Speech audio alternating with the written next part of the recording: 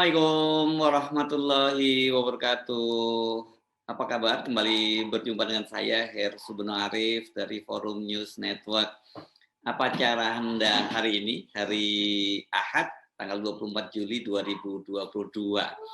Malam nanti akan berlangsung Grand Launching Jakarta International Stadium atau JIS di kawasan Papanggo, Tanjung Priok, Jakarta Utara.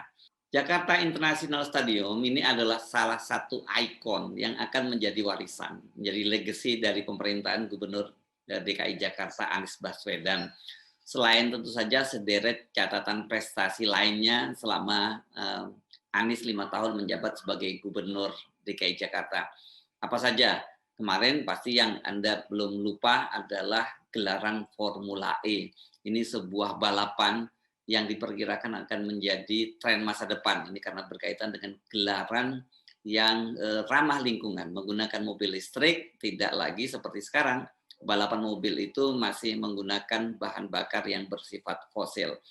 Apalagi yang lain, banyak sekali perbaikan transportasi, sistem transportasi yang sudah mulai terkoneksi, trotoar, dan tentu saja yang sekarang paling viral itu adalah Citayam Fashion Week. Bukan Citayam Fashion Week-nya sebenarnya yang jadi legacy dari Anies, tetapi bagaimana dia menyediakan ruang publik itu yang kemudian membuat anak-anak muda di Jakarta dan sekitarnya. Karena ini kalau kita menyebut Citayam ini bukan wilayah dari DKI, tapi ini adalah kota penyangga Depok. Ini sebenarnya wilayah Jakarta Barat, Jawa Barat maksud saya. Dan kemarin juga rame ya bahwa ada keinginan dari Depok udah gabung saja ke DKI Jakarta. Karena memang realitasnya anak-anak sekitar Jabodetabek saya kira kiblatnya lebih pada ke Jakarta ya ketimbang ke provinsi masing-masing gitu. Kalau Anda bicara Bogor, Bekasi, Depok pasti kiblatnya ke Jakarta. Kalau Anda bicara soal Tangerang dan Tangerang Selatan itu kiblatnya ke DKI Jakarta. Jadi wajar kalau beberapa waktu yang lalu sebenarnya muncul semacam usulan agar ada megapolitan gitu, megapolitan DKI Jakarta. Tapi balik lagi ya kita ke tema yang akan kita bicarakan ya soal grand launching dari Jakarta International Stadium. Grand launching-nya ini akan dilakukan dengan selebrasi yang besar-besaran. Sejumlah band papan atas Indonesia seperti Dewa 19, Kotak, apalagi saya nggak begitu ingat satu persatu itu akan tampil dan selebrasinya ini akan dimulai pukul 16.30 berarti sore ya nanti sore dan itu dimulai dengan pertandingan persahabatan Persija dengan klub Liga 1 Thailand. Ini jadi dan kemudian baru dilanjutkan dengan konser musisi. Ya memang harusnya begini ya karena bagaimanapun juga namanya Jakarta International Stadium itu fungsi utamanya, bukan fungsi satu-satunya. Fungsi utamanya itu adalah untuk olahraga, khususnya sepak bola.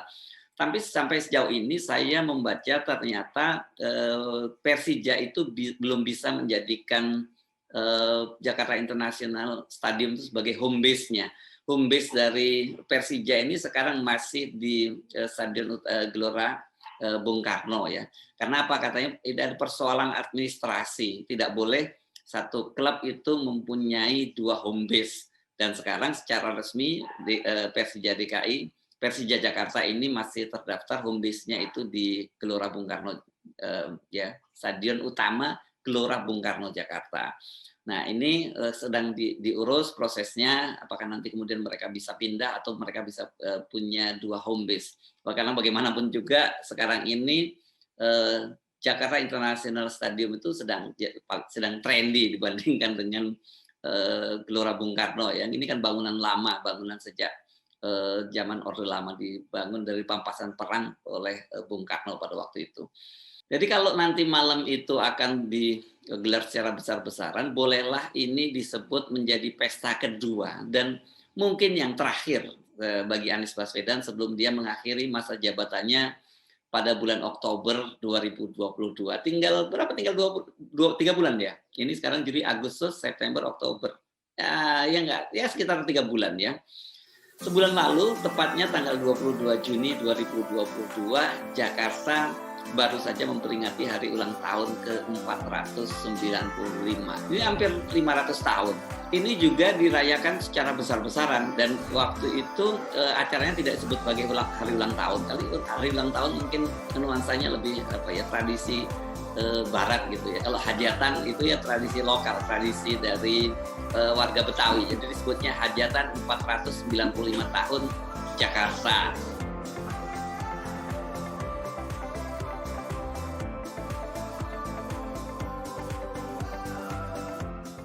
Memang sekarang ini kelihatannya ada upaya dari Anies Baswedan untuk lebih membumikan apa-apa yang terjadi di Jakarta. Misalnya kemarin dia juga mengganti sejumlah nama ruas jalan di Jakarta dengan nama tokoh-tokoh Betawi. Walaupun ini juga mengundang kontroversi, tapi tentu saja juga banyak yang mendukung, terutama kalangan dan Betawi. Saya kira ini langkah yang cukup bagus. Ini sebagai semacam langkah afirmasi, karena bagaimanapun juga sebagai etnis asli di Jakarta, orang-orang Betawi itu kan bagaimanapun sekarang mulai tersingkir gitu ya dibandingkan dengan para pendatang. Jadi kalau ada afirmasi action seperti yang dilakukan oleh Anies Baswedan dengan mengganti nama-nama jalan pasti disambut baik oleh warga Betawi. Nah, suasananya pada hajatan ke-495 itu juga sangat meriah. Dan yang saya kira banyak sekali mendapat perhatian adalah keberanian Anies untuk mendeklarasikan Jakarta itu sebagai bagian dari kota global, kota dunia. Malam ini, kata Anies, kita merayakan Malam Jakarta yang sudah memasuki hampir 500 tahun dan kita menyatakan ke dunia bahwa Jakarta adalah kota global.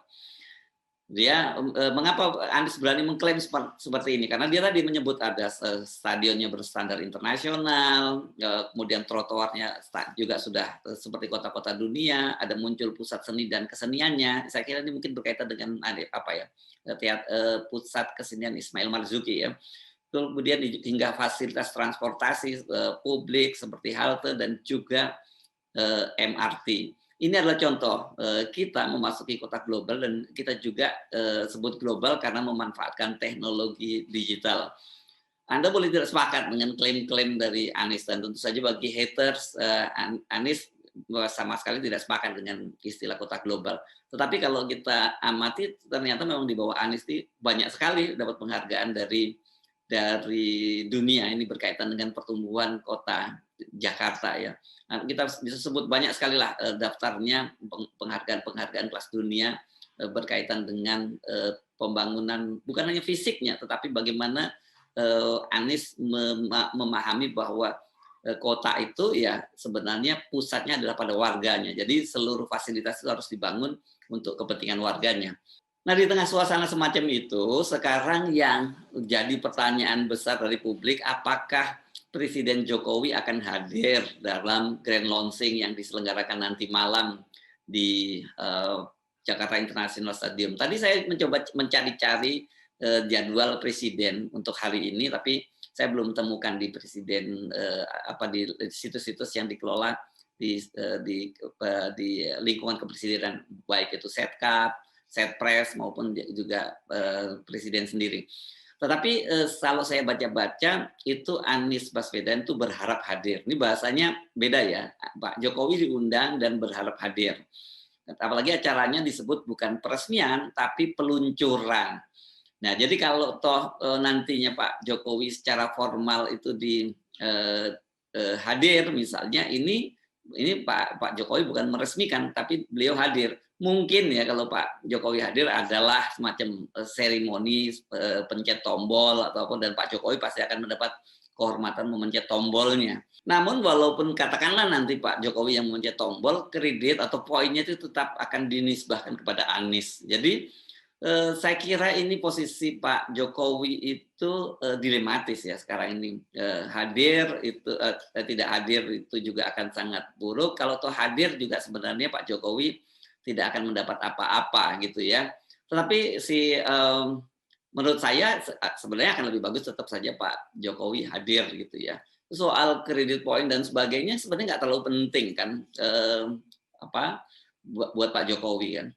Karena kan Pak Jokowi sudah terpilih jadi presiden sampai 2 periode, sementara Anies ini kan masih mau ya, masih berniat jadi presiden. Apakah terpilih atau tidak kan kita belum tahu. Sebenarnya kalau kita lihat bukan kali ini saja ya, Jokowi itu ketika berhadapan dengan Anies Baswedan menghadapi dilema. Anda pasti masih belum lupa, ini yang sangat heboh kemarin menjelang gelaran Formula E. Wah, ini nuansa politiknya gelaran Formula E ini luar biasa karena bagaimanapun juga Formula E ini pada waktu itu adalah salah satu gelaran atau hajatan paling besar yang dilakukan oleh Anies Baswedan untuk kegiatan internasional sepanjang masa jabatannya ya.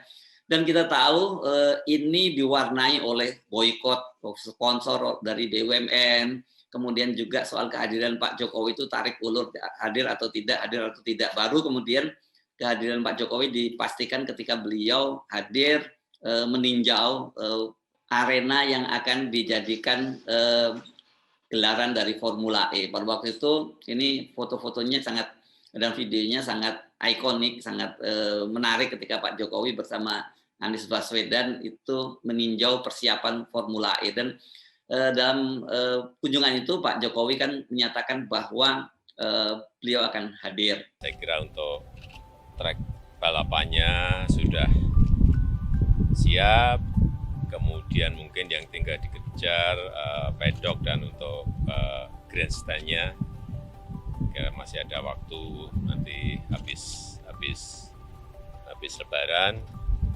dan ya kita harapkan nanti di awal Juni kita bisa melihat balapannya.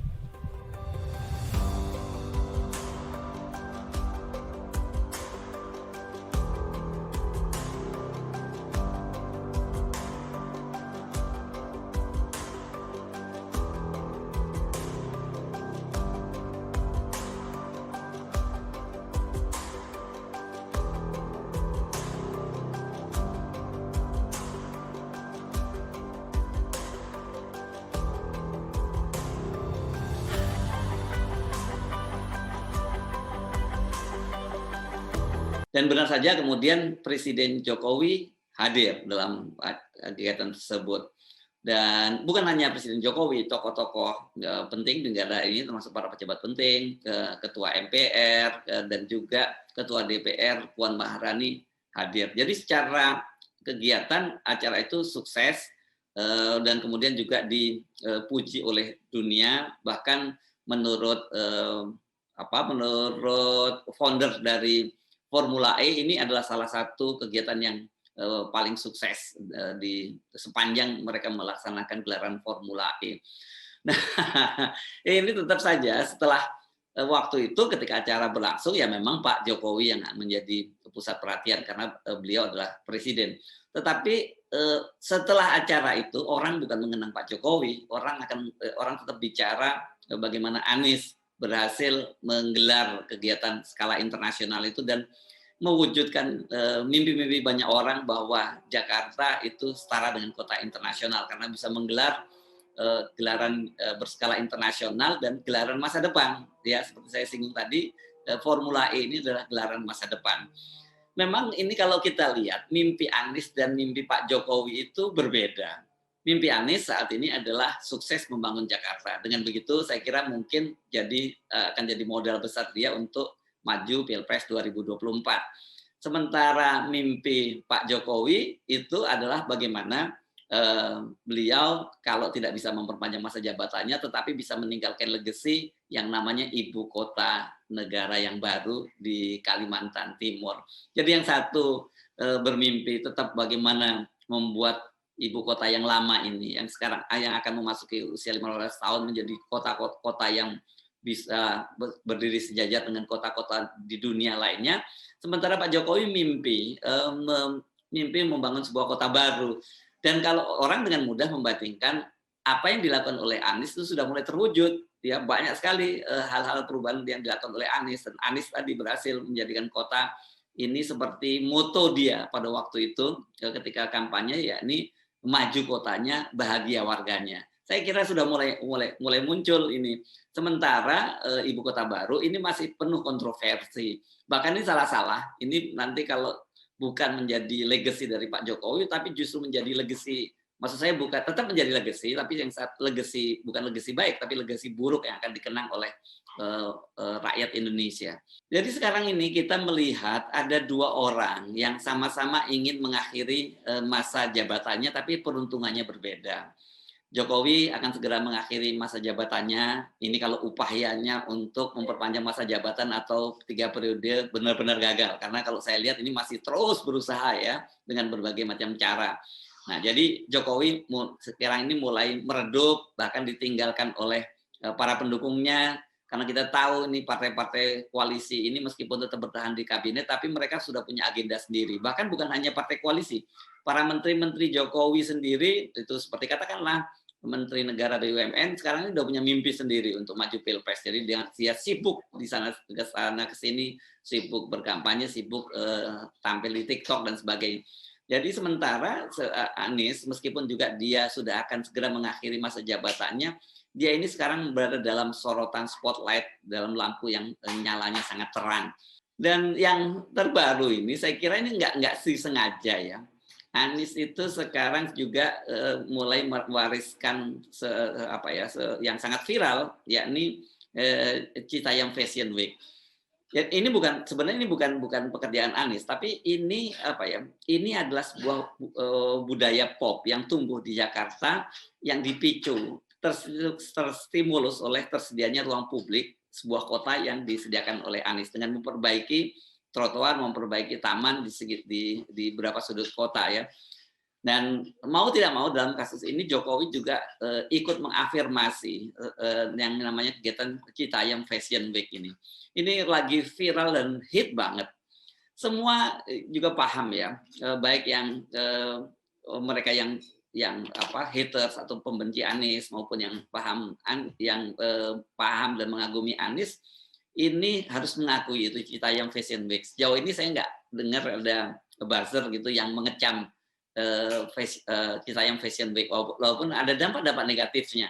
Jadi misalnya mulai adanya imbasnya kemacetan lalu lintas di sekitar kawasan Sudirman Tamrin. Tapi tetap saja orang melihat bahwa ini sebuah fenomena baru yang menarik dan itu sekali lagi karena dipicu tersedianya ruang publik. Dan kalau kita bicara ruang publik di Jakarta, mau tidak mau mesti dinisbahkan kredit poinnya kepada Gubernur DKI Anies Baswedan. Jadi kalau saya lihat sebenarnya dengan tadi itu konstruksi tadi bahwa Jokowi akan segera mengakhiri masa jabatannya dan sebagainya, menurut saya kalau Pak Jokowi bisa lebih rileks, sih sebaiknya Pak Jokowi datang saja ya nanti malam ke acara grand launching dari Jakarta International Stadium gitu. Toh sebenarnya Anies ini bukan pesaing dari Jokowi. Anies itu jelas pesaing Ganjar, memang ini sebagai penerus dari Jokowi. Tetapi kalau dia ingin, kalau Pak Jokowi dalam tanda petik bukan pintar ya, apa ya maksud saya lebih dingin dalam melihat persoalan dan dia ingin meninggalkan dan mengamankan legasinya, nggak ada salahnya lah kalau dia juga sekarang datang dan tunjukkan pada publik bahwa sebenarnya gambaran publik sekarang ini diam-diam terjadi rivalitas antara Pak Jokowi dengan Anies itu tidak benar gitu ya. Kalau saya lihat bahasanya Anies Baswedan yang berharap Pak Jokowi itu datang, ini kan berarti belum ada ya green light Pak Jokowi untuk hadir nanti malam. Kalau saya boleh menyarankan ya Pak Jokowi datang sajalah ke grand launching Jakarta International Stadium itu. Jadikan ini pesta bersama. Tunjukkan kepada publik bahwa nggak ada itu namanya persaingan atau pembelahan di level atas. Ini akan bisa jadi contoh baik. Bangsa kita ini kan sekarang tengah diambang resesi juga, diambang kesulitan. Dan seperti juga dikatakan oleh Pak KSP ya, Kepala Staf Presiden Muldoko, ini kan pemerintah menghadapi dilema ini, terutama misalnya dalam soal kenaikan harga BBM. Kalau dinaikkan, pemerintah akan membuat rakyat yang hidupnya ditambah sulit, tapi kalau tidak dinaikkan, pemerintah yang akan menghadapi kesulitan. BBM itu kan hanya salah satu contoh yang bisa men-trigger kesulitan-kesulitan lain, karena dampak kenaikan BBM itu selain menguras kantong rakyat, juga akan berdampak terhadap kenaikan harga. Bagaimanapun distribusi barang-barang itu kan dipicu oleh BBM. Nah, kalau dalam situasi semacam ini, saya kira pemerintah nggak akan kuat kalau menghadapi sendirian gitu. Jadi pemerintah harus mengajak seluruh komponen untuk bersatu menghadapi persoalan-persoalan yang akan dihadapi oleh bangsa ini. Karena sebenarnya kita kalau belajar dari sejarah kan bangsa ini sudah melampaui berbagai kesulitan-kesulitan ya, mulai sejak revolusi dulu ya, revolusi 1945. Hidup rakyat sulit, tetapi karena mereka bersama-sama semua kesulitan itu dipikul secara bersama-sama, jadi sebesar apapun kesulitan itu pasti bisa kita hadapi. Jadi salam kompak dan salam 0%. Saya Husnul Arif dari Forum News Network. Sampai jumpa lagi. Wassalamualaikum warahmatullahi wabarakatuh.